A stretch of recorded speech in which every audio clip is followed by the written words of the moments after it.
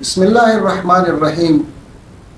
قرآن مجید میں اللہ تبارک و تعالیٰ نے ارشاد فرمایا، الذی خلق الموت والحیات لیبلوکم ایکم احسن عملا۔ دو چیزیں اس آیت مبارکہ میں ایسی ہیں جن کو ہم سمجھنے کی کوشش کریں گے۔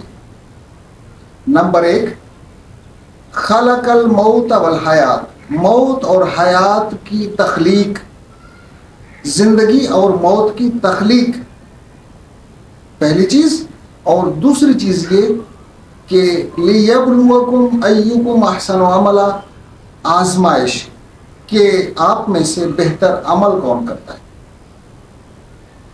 پہلے ہم آزمائش کا تھوڑا سا جائزہ لیتے ہیں، تھوڑا سا آزمائش کو سمجھنے کی کوشش کرتے ہیں۔ آزمائش، امتحان، پرکھنا، جانچنا اس معنی میں استعمال ہوتے ہیں۔ ہم اپنی زندگی کا جائزہ لیتے ہیں تو ہم بھی بہت ساری چیزوں میں آزمائش کر رہے ہوتے ہیں۔ کسی شخص کی آزمائش کر رہے ہوتے ہیں، کسی چیز کی آزمائش کر رہے ہوتے ہیں۔ اس صلاحیت کے بارے میں، اس استعداد کے بارے میں ہمیں علم نہیں ہوتا، اس وجہ سے ہم آزمائش کر کے یہ جانچنے کی کوشش کرتے ہیں کہ اس میں کتنی صلاحیت ہے، کتنی قابلیت ہے، جبکہ اللہ تبارک و تعالیٰ کی ذات وہ تو علام الغیوب ہے۔ تمام سینوں کے راز، ایسی چیزیں بھی اللہ تبارک و تعالیٰ جانتا ہے جو ہم نے سوچی بھی نہیں ہوگی۔ تو اللہ تبارک و تعالیٰ کس طرح سے آزمائش کرتا ہے، ایک اس چیز کی ہم وضاحت کریں گے۔ دوسری چیز ہے کہ موت اور زندگی کی تخلیق، یعنی زندگی بھی مخلوق ہے اور موت بھی مخلوق ہے۔ یہ دو ایک ایسی چیزیں ہیں جن کو اللہ تبارک و تعالیٰ نے پیدا فرمایا ہے، یہ بھی مخلوق ہے۔ تو جہاں تک آزمائش کا تعلق ہے، اللہ تبارک و تعالیٰ آزمائش ہماری اس معنی میں نہیں کرتے کہ اللہ تبارک و تعالیٰ کو علم نہیں ہے۔ بات سمجھ میں آ رہی ہے نا؟ اللہ تبارک و تعالیٰ نے جو آزمائش کا لفظ استعمال کیا، یہ ہمیں سمجھانے کے لیے، کیونکہ ہمارے پاس تصور یہی ہے۔ اللہ تبارک و تعالیٰ جو ہماری آزمائش کریں گے وہ اس چیز کی آزمائش ہوگی کہ اس دنیا کی زندگی میں رہنے کے لیے اللہ تبارک و تعالیٰ نے ہمیں جو اختیار دیا، جو ارادہ دیا، اختیار دیا، اس ارادے اور اختیار کو ہم کیسے استعمال کرتے ہیں۔ اچھی راہ پر چل کر استعمال کرتے ہیں یا اس کو برائی کی راہ میں استعمال کرتے ہیں۔ وہ صلاحیتیں جو اللہ تبارک و تعالیٰ نے ہمیں دنیا کی زندگی گزارنے کے لیے عطا کی، چاہے زبان ہو، چاہے سننا ہو، چاہے دیکھنا ہو، چاہے سوچنا ہو، چاہے سمجھنا ہو، چاہے چلنا ہو، چاہے پکڑنا ہو، یہ تمام تر صلاحیتیں جس بھی طرح کی اللہ تعالیٰ نے ہمیں اس دنیا کی زندگی گزارنے کے لیے عطا کی، ہم ان کا استعمال کیسے کرتے ہیں۔ آزمائش اس چیز کی ہے۔ ویسے تو اللہ تبارک و تعالیٰ کو تمام چیزوں کا علم ہے، ہماری آزمائش یہ ہے کہ جو اختیار ہمیں ملا، جو صلاحیتیں ہمیں ملی، ان صلاحیتوں کا ہم استعمال کیسے کرتے ہیں۔ آیا ان صلاحیتوں کو استعمال کرتے ہوئے ہم اللہ کی مخلوق کو اذیت تو نہیں دیتے؟ ان صلاحیتوں کو استعمال کرتے ہوئے ہم کسی کو دکھ تو نہیں پہنچاتے؟ ان صلاحیتوں کا استعمال کرتے ہوئے ہم کسی کو دھوکہ تو نہیں دیتے؟ ان صلاحیتوں کا استعمال کرتے ہوئے ہم کسی کا حق غصب تو نہیں کرتے؟ ان صلاحیتوں کو استعمال کرتے ہوئے کہیں ہم بد نظری کا شکار تو نہیں ہوتے؟ ان صلاحیتوں کو استعمال کرتے ہوئے کہیں ہم اللہ تبارک و تعالیٰ کی ممنوعات کو سنتے تو نہیں ہیں؟ ان صلاحیتوں کو استعمال کرتے ہوئے کہیں ایسا تو نہیں ہے کہ ہم ایسی پلاننگ کرتے ہیں جس کا اللہ تبارک و تعالیٰ نے منع کیا ہے؟ کہیں ان صلاحیتوں کو استعمال کرتے ہوئے ہم ایسی راہ پر تو نہیں چلتے جس راہ پر چلنے سے اللہ نے منع کیا ہے؟ کہیں ان صلاحیتوں کو استعمال کرتے ہوئے ہم کوئی ایسا کام تو نہیں کرتے جس کے استعمال سے جس کام کے کرنے سے اللہ تبارک و تعالیٰ نے ہمیں روکا ہے، منع کیا ہے؟ تو اس چیز کی آزمائش ہوتی ہے، لِيَبْلُوَكُمْ أَيُّكُمْ أَحْسَنُ عَمَلًا، آپ میں سے اچھے عمل کرنے والا کون ہے، اس چیز کی آزمائش ہوتی ہے۔ تو آزمائش ہو گئی ارادے کی اور اختیار کی، وہ ارادہ اور وہ اختیار جو اللہ تبارک و تعالیٰ نے ہمیں دیا، ہم اس کا استعمال کیسے کرتے ہیں؟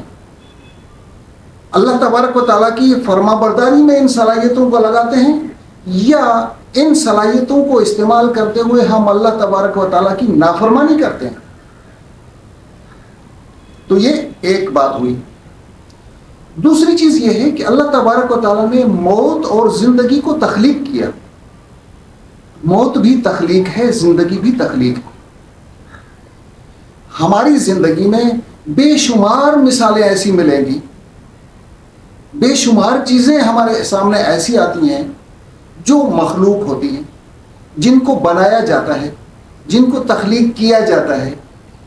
آپ ہاتھ میں گھڑی باندھتے ہیں، چھت پر پنکھا لٹکاتے ہیں، کمرے میں روشنی کے لیے بلب لگاتے ہیں، اپنے گھر کے کچن میں چولہا استعمال کرتے ہیں، برتن استعمال کرتے ہیں، گھر میں بہت ساری چیزیں قابل استعمال ہوتی ہیں، ہم استعمال کرتے ہیں۔ کہیں ہم جنریٹر سے فائدہ اٹھاتے ہیں، کہیں پر ہم موٹر کا استعمال کرتے ہیں۔ بہت ساری چیزیں ہماری زندگی میں موجود ہوتی ہیں جو تخلیق شدہ ہیں، جن کو بنایا گیا ہے۔ میں سمجھانا یہ چاہ رہا ہوں کہ جو چیز مخلوق ہوتی ہے، جو چیز بنائی جاتی ہے، اس کے لیے کچھ اصول اور قواعد ہوتے ہیں، کچھ ضوابط ہوتے ہیں، کچھ لمٹس ہوتی ہیں، کچھ دائرہ کار ہوتا ہے، اور اس دائرہ کار کے اصول ہوتے ہیں۔ تو اللہ تبارک و تعالیٰ نے جو زندگی بنائی، اس زندگی کے بھی اصول ہیں، قواعد ہیں، ضوابط ہیں، دائرہ کار ہے، اس زندگی کے حدود اور قیود ہیں جس کے تحت زندگی گزارنی ہے۔ تھوڑا سا غور کریں تو انسانی زندگی کی جب ابتدا ہوتی ہے تو ایک سیل سے ہوتی ہے، اس وقت بھی سیل زندگی حاصل کرنے کے لیے محتاج ہوتا ہے۔ اس سیل کے اس اوم تک پہنچنے کے، اس ایگ کے فرٹیلائزیشن کے جو پروسیس ہوتے ہیں، اس کے بھی اصول ہیں، قواعد ہیں، ضوابط ہیں، حدود ہیں، قیود ہیں، تمام چیزیں فالو کر کے پھر جا کر پریگننسی ہوتی ہے۔ انسانی زندگی کا وجود وہیں سے شروع ہوتا ہے۔ پھر اس کے بعد یہاں پر بات ختم نہیں ہو گئی، مرحلہ وار پھر انسان کی گروتھ ہوتی ہے، بڑھوتری ہوتی ہے۔ کیا ماحول چاہیے، کیسا ماحول چاہیے، غذائی ضروریات کیا ہیں، کہاں سے ملیں گی، کیسے سانس لے گا، کیسے حرکت کرے گا، کیا زندگی ہوگی۔ وہاں کی 9 مہینے کی زندگی، اس کے اپنے اصول اور قیود ہیں، اپنے قواعد اور ضوابط ہیں، اپنا ایک دائرہ کار ہے۔ اس زندگی کے اصول وہیں تک ہیں۔ 9 مہینے تک انسان پانی کے اندر رہتا ہے، جبکہ اس زندگی میں انسان کو 2 منٹ اگر پانی میں بٹھا دیں تو ڈوب کر مر جائے گا، زندگی ختم ہو جائے گی۔ اس زندگی میں 9 مہینے پانی کے اندر رہتا ہے۔ زندگی ہے ہی اسی صورت میں کہ پانی کے اندر ہو۔ اگر پانی کم ہو جاتا ہے تو ڈاکٹر کہتے ہیں کہ بچے کو خطرہ ہے۔ تو میرے کہنے کا مقصد یہ کہ جو چیز بھی مخلوق ہوتی ہے، تخلیق ہوتی ہے، اس کے اصول ہوتے ہیں، ضابطے ہوتے ہیں، طریقہ کار ہوتا ہے۔ اللہ تبارک و تعالیٰ نے جو زندگی کو بنایا، اس کے بھی طور طریقے ہیں، اصول ہیں، قواعد ہیں، ضوابط ہیں، دائرہ کار ہیں۔ اور اس زندگی سے پہلے بھی یہ سب کچھ تھا، اس زندگی کے دوران بھی یہ کچھ ہوگا، اور جب ہم اس دنیا کی زندگی کو چھوڑ کر اگلی دنیا میں قدم رکھیں گے تو وہاں پر بھی اصول ہوں گے، قواعد ہوں گے، ضوابط ہوں گے، طریقہ کار ہوگا۔ انسان کہتا ہے کہ میں آزاد ہوں، جو میری مرضی آئے گی وہ کروں گا۔ انسان کہاں سے آزاد ہے؟ کیا ہم آزاد ہیں؟ ہم اپنی مرضی سے مر سکتے ہیں، جی سکتے ہیں، پیدا ہو سکتے ہیں۔ ہم اپنی مرضی سے کسی گھرانے کا انتخاب کر کے اس میں پیدا ہو سکتے ہیں۔ ہم کسی علاقے کا انتخاب کر کے اس علاقے میں پیدا ہو سکتے ہیں۔ ہمارے پاس کہاں آزادی ہے؟ اللہ تبارک و تعالیٰ نے انسان کو بھی تخلیق کیا ہے۔ خلق الموت والحیات، زندگی کو بھی پیدا کیا، موت کو بھی پیدا کیا۔ تو جس طرح سے زندگی کے اصول قواعد ہیں، اسی طرح سے موت کے بھی اصول قواعد ہیں۔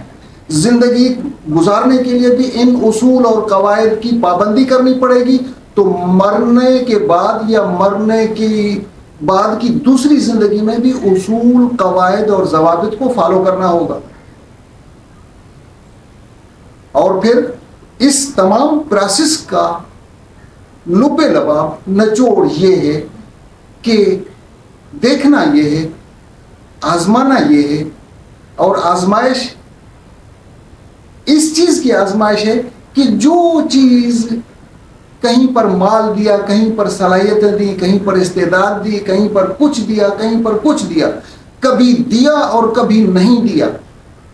اللہ تبارک و تعالیٰ نے یہ تمام سلسلہ اس لیے رکھا، لِيَبْلُوَكُمْ أَيُّكُمْ أَحْسَنُ عَمَلًا، تم میں سے اچھے عمل کون کرتا ہے۔ تو ہمیں اپنی زندگی میں، اپنی ذات میں غور کرنا پڑے گا، دیکھنا پڑے گا کہ ہم اس دنیا کی زندگی میں کہاں تک قرآن کے اصولوں کے مطابق زندگی گزار رہے ہیں۔ لِيَبْلُوَكُمْ أَيُّكُمْ أَحْسَنُ عَمَلًا، تو وہ جو احسن و عملہ والی چیز ہے وہ کہاں تک ہماری زندگی میں ہے۔ اگر ہے تو بہت اچھی بات ہے، اگر نہیں ہے تو فکر کرنی پڑے گی، اس کے لیے کوشش کرنی پڑے گی۔